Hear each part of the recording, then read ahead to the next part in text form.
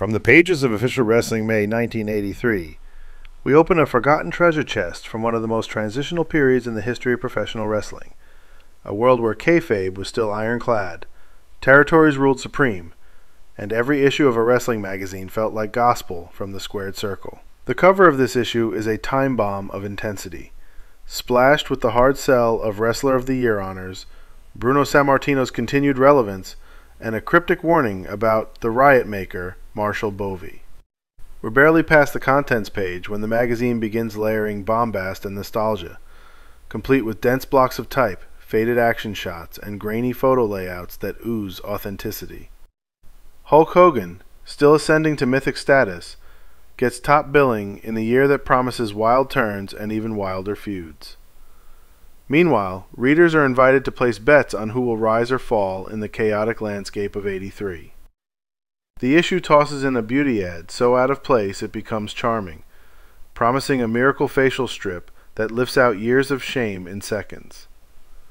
That's the beauty of these mags. It's not just a wrestling book, it's a cultural relic, stitched together by promos, predictions, pin-ups, and plain weirdness. Turn a few pages, and the tone shifts completely as we are gifted a heartfelt tribute to one of wrestling's most important voices, Gordon Solie, the silver-tongued commentator who brought gravitas to the bloodiest brawls.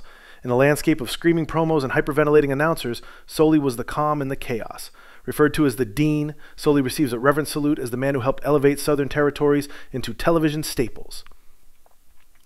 Photographs of him standing shoulder to shoulder with the likes of Ole Anderson, the Great Kabuki, Gary Hart, and Tito Santana serve as living proof that Solie wasn't just an announcer. He was the quiet architect behind the magic.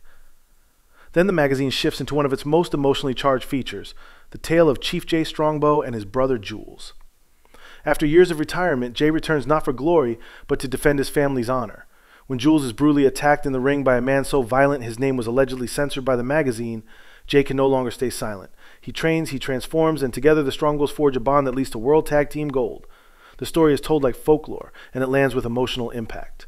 When Jay, overcome with victory, turns to his brother and says, "Now we can go home, Jules," it's more than a line. It's a curtain call for a warrior rediscovering purpose. The pace picks up fast as we meet Marshall Bovey, labeled the Riot Maker, a manager, provocateur, and chaos magnet who allegedly sparked fan riots in Tennessee, Arizona, and Pennsylvania. His alliances with infamous names like Fred Blassie and the Heartbreakers aren't recounted with pride. They're described like warning labels. Bovey even admits in his interview, "I don't care what the fans say, until they get too close." From there, we plummet into Cold War carnage with Ivan Koloff, the Russian Bear. Fresh off a string of brutal wins, Koloff is using his Russian Bear Hug and new finisher, the Russian Saw, to slice through opponents like a warm blade through butter. His eyes are locked on Paul Orndorff's national title, and the magazine frames him as less of a challenger and more of an inevitable plague. Then we're off to the land of the rising sun, where Japanese tag stars like Snake Amani and Isamu Teranishi are shown exchanging aerial attacks with masked invaders and legends like the Destroyer. The international flavor gives the magazine an edge most WWF-only publications never matched. What follows next is a shocking set of images. The Sheik and Abdullah the Butcher, locked in a barbed wire death match, soaked in their own blood. There are no editor's notes, no warnings, just photos of mayhem that speak for themselves. Next up, a speculative article that imagines a fantasy match between boxing legend Jack Dempsey and catch wrestling pioneer Ed Strangler Lewis. The consensus? A boxer doesn't stand a chance. Wrestling is more than brute force. It's leverage, precision, and pain. Then we circle back to Tony Atlas, the once rising star known as Mr. USA, who finds himself in wrestling purgatory. Once beloved, now barely booked. The story acknowledges his charisma, strength, and potential, but also his slow fade from the spotlight. It's subtle, but it's a reminder of how quickly heroes can be forgotten. From there, the issue wraps with 1983 predictions. Will Nick Bockwinkel reclaim his AWA crown? Will Otto Wanz retain his grip on Europe? Is Tony Atlas heading to Vern Gagne's camp?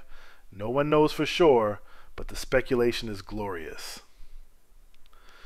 This issue of Official Wrestling reads like a last stand for a certain type of wrestling journalism. Over the top, but grounded. Full of myths and legends, but rooted in the heart. It's not just stories about winners and losers. It's about respect, revenge, legacy, and loss. The kind of storytelling that made kids believe in good versus evil and made grown men stay up late to argue over sleeper holds and suplexes. So if you ever turned the page of a tattered magazine and saw your hero bloody but unbroken, if you ever believed Gordon Solie's calm voice could explain the unexplainable, or if you just remember waiting by the mailbox for the next issue, then hit like, share, and subscribe. This isn't just nostalgia, it's preservation. And we'll keep digging through every headlock, every riot, every broken dream, straight from the pages.